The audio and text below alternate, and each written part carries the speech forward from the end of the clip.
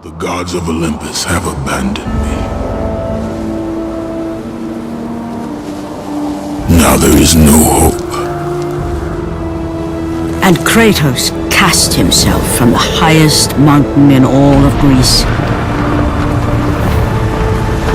After 10 years of suffering, 10 years of endless nightmares, it would finally come to an end.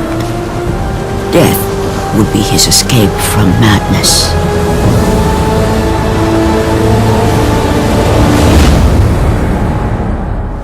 But it had not always been this way.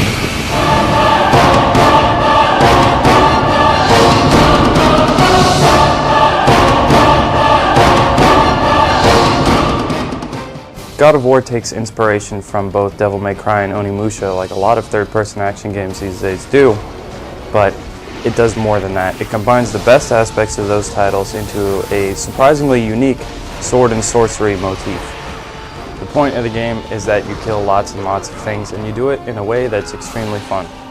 Typically when we have a fantasy game, we get the Tolkien-esque Dungeons & Dragons themed, goblins and orcs, but the way Sony Santa Monica spun ancient Greek mythology into this dark and twisted universe creates a game that's both familiar and unique. Similarly, the gameplay is also familiar and unique. It uses a combination system that a lot of people will be able to come to grips with fairly quickly, since it's simply a couple of buttons and a few modifiers, but it's also deep enough and dynamic enough that a lot of people will need, several days of good playtime to truly master it and expand their technique.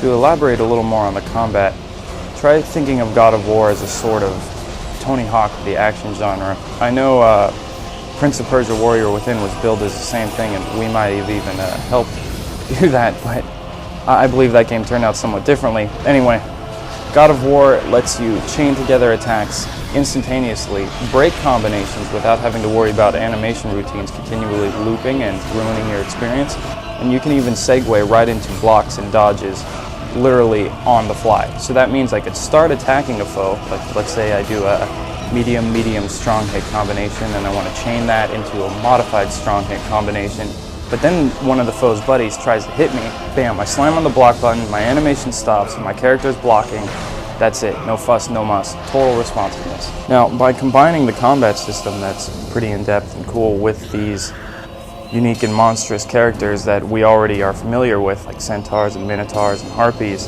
Sony Santa Monica managed to create a very cohesive, exciting experience. Thankfully, the pacing of the title never lets up, so from beginning to end, you're always engaged in the action. Part of this is because the technology behind God of War is pretty fantastic. Like a game like Jak 3, it doesn't really ever load.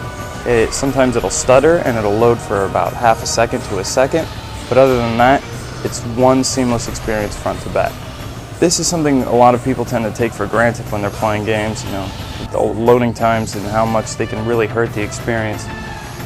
But I'm super glad they're not here in God of War, because that makes transitioning from one dank and blood-soaked dungeon to an extremely elaborate vista or a view of a mountainous Ares trampling an army in the background just incredible.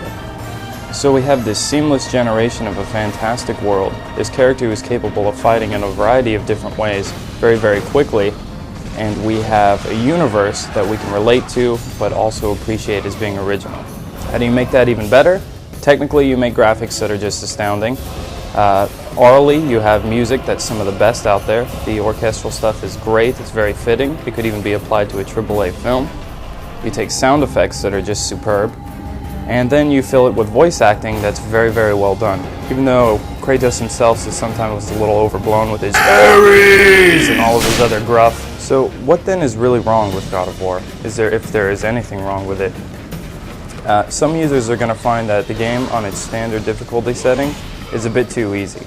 And in fact, the only times it gets hard are when a lot of kind of superficial platforming challenges are thrown in, and these are somewhat underdeveloped to seem like quick additions to expand the scope of the game. Other people will find that there really aren't as many boss encounters as there could have been, especially since the boss encounters that are there are just amazing. We would have liked to see a few more. Now, we'd want more simply because the ones that are there are really cool. They each involve, classic pattern-based gameplay. They focus on the strengths of the combat system, and they even highlight the game's minigame emphasis.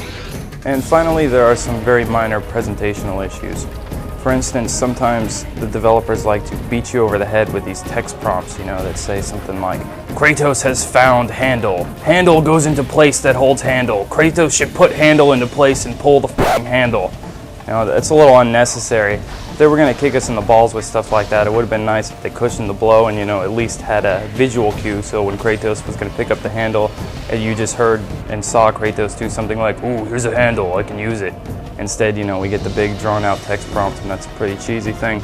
If you can get past those minor presentational issues and don't have a problem with setting God of War on hard, you're going to find an experience that's really going to appeal to a lot of people, assuming they're over the age of 18.